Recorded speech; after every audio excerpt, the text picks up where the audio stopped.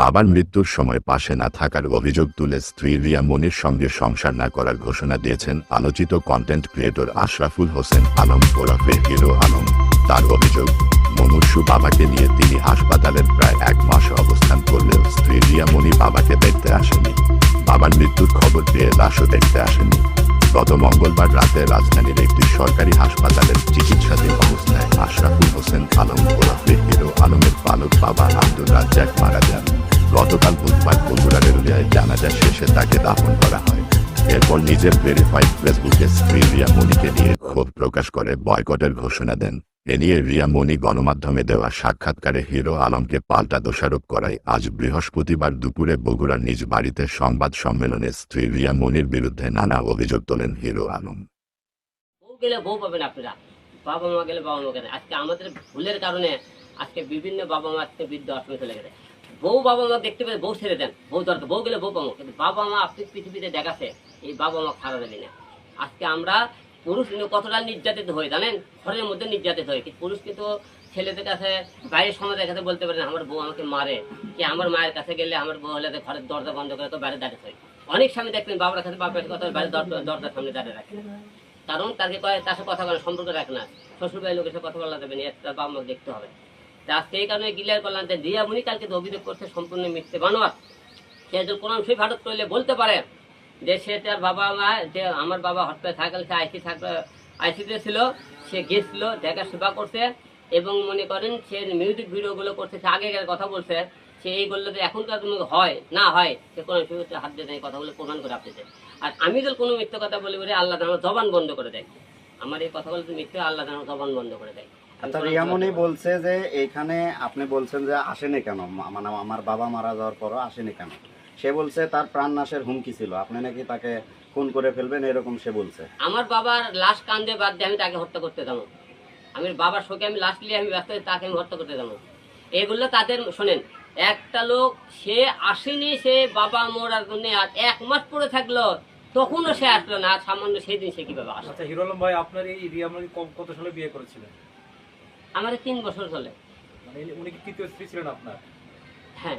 আর ওনার কত নম্বর স্বামী আপনি? 2 নম্বর। এখন কি আপনি তালাক দিবেন ঢাকায় গিয়ে? 100% তালাক দেবো, কারণ যে লুমিয়ে মনে করেন আমার বিনা হুকুমে পরপুরুষে চলাফেরা করে তার সাথে সম্পর্ক করা যাবে না। আর একটা প্রশ্ন, সেটা হলো যে অনেকে বলছেন যে এখন আপনার ভিউ কমে গেছে, এখন ভিউ বাড়ানোর জন্য আপনারা স্বামী স্ত্রী এই এটা করছেন, আপনারা আপনার স্ত্রী একটা কথা বলছে, তার বিপক্ষে আপনার কথা বলছেন। আচ্ছা, ভিউয়ের কি দরকার? হিরো আলম কি কেউ চেনে না যে আপনাকে এই ভিউ নিয়ে চালালে? হিরো আলম সারা ওয়ার্ল্ডে চেনে যে আমার কেন ভিউ দরকার, যে আমার এই কারণে আপনাকে যে কোনো নেগেটিভ কোনো কথাবার্তা বলে ভিউ ট্রেন্ডিংয়ে আসা লাগে। আমি কি আজকে একবার ট্রেন্ডিংয়ে আসছি? প্রতি বছরে এমন কোনো না কোনো বিষয়ে ট্রেন্ডিংয়ে থাকি, তাহলে আমার এই স্পেশালি ট্রেন্ডিংয়ে কেন থাকে? আর ভিউয়ের ব্যবসার কারণে। একটা বিষয় হলো, আপনারা রিয়া মনির কোনো সন্তান আছে কিনা? আমার এই রিয়া মনির কোনো সন্তান না, কিন্তু রিয়া মনির আগে পক্ষের একটা সন্তান আছে। একটাই সন্তান? একটা মেয়ে। ছেলে না মেয়ে? মেয়ে। বয়স কত?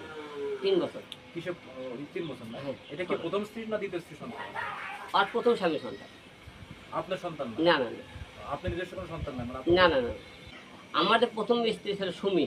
আপনার থানায় যখন জেল খাটি, জেল খাটার পরে সুমির সাথে কিন্তু আমার কোনো সম্পর্ক, সুমি সবার সাথে আর কোনো সম্পর্ক থাকে না। জেল থেকে বাড়া কিছুদিন পরে সুমির সাথে সে অন্য জায়গায় সে কিন্তু একটা বিয়ে করে। আপনার সবাই জানেন আমার একটা প্রথম স্ত্রী আছে, কিন্তু আমার প্রথম স্ত্রী কিন্তু নাই। এবং আমার মা বাবা এবং আমার সন্তানরা অনেক চেষ্টা করছে তাকে ফেরানো, সে কিন্তু আসেনি। সে অনেকে বলতে তুমি হলে যে প্রথম স্ত্রীর কাছে ফিরে দাও, কিন্তু আমার প্রথম স্ত্রী কিন্তু নাই। আপনারা সবাই হয়তো অনেকে জানেন না বিষয়টা, এই জন্য আজকে ক্লিয়ার করতেছি।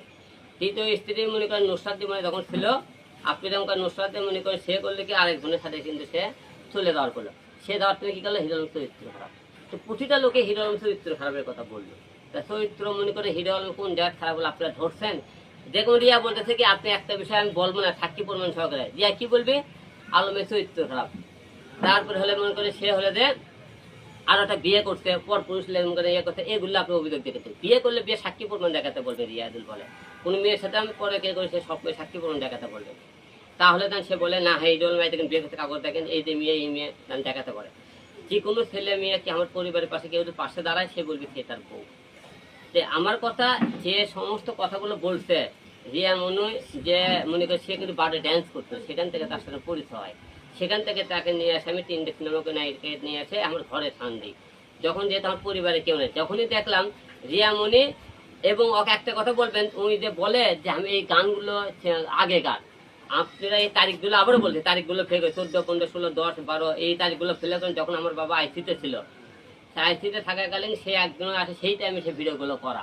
তার পেজে দেখবেন এবং পেজে আমি অন্য অন্য যে পেজের দেখালাম ভিডিও, সেই ভিডিও দেখবেন। কবে ভিডিও করবেন সেই ছেলের নাম্বার দেবো, যার সাথে ভিডিও করছে তার সাথে আপনি নাম্বারতে কথা বলে দেবো, তাদের সাথে বলবেন তারকে। এবং তারা যে প্রতিটা বারে যারা অশ্লীল নাচ গান করে সেই ভিডিওগুলো আমার কাছে কিছু আছে, মায়ামনির কিছু ভিডিও আছে এবং শালমনির ভিডিও আছে, সেই ভিডিওগুলো আপনাদের দেবো আমি।